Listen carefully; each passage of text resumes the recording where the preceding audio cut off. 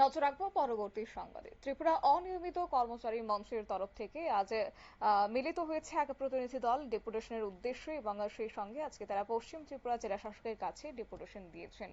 একযোগে সরব হয়েছেন তারা, বিশেষ করে তারা অনিয়মিত কর্মচারী মঞ্চের তরফ থেকে দাবি দাওয়া তুলে ধরা হয়েছে, নিয়মিতকরণ সহ তাদের যে বকেয়া বেতন রয়েছে। এর আগেও বিভিন্ন সময়ে সরব হয়েছে ত্রিপুরা অনিয়মিত কর্মচারী মঞ্চের পক্ষ থেকে এবং আজকেও তার ব্যতিক্রম নয়। অবশ্য ডক্টর বিশাল কুমারের সঙ্গে এক প্রতিনিধি দল মিলিত হয়েছেন, সমস্ত দাবি দাওয়া তারা আজ তুলে ধরেছেন। গোটা বিষয় নিয়ে জানিয়েছে আহ্বায়ক রতন দেবনাথ। কি বলছেন তিনি, শুনুন।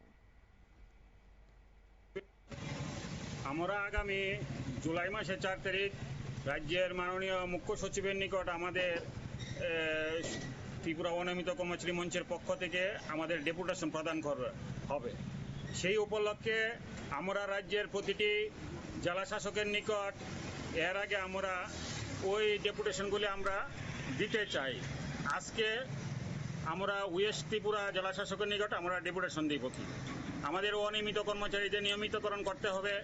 অনিয়মিত কর্মচারীদের 2018 সনের জুলাই মাসের 31 তারিখ আমাদের নিয়মিতকরণের যে রুল ছিল সেইটা হোল্ড করেছিল। তো আমরা চাই সেই হোল্ড করাটা আবার পুনরায় চালু করুক এবং অনিয়মিত কর্মচারী যারা অবসরে চলে গেছে এবং যারা চাকরিরত অবস্থায় মারা গেছে তাদের এবং তাদের পরিবারকে এককালীন 10 লক্ষ টাকা অনুদান দিতে হবে। এবং যে সকল অনিয়মিত কর্মচারী আছে অর্থ দপ্তরের অনুমোদন নেই যাদের, তাদেরকে অর্থ দপ্তরের অনুমোদন দিতে হবে। এবং আমাদের মধ্যে যারা অনিয়মিত কর্মচারী রয়েছে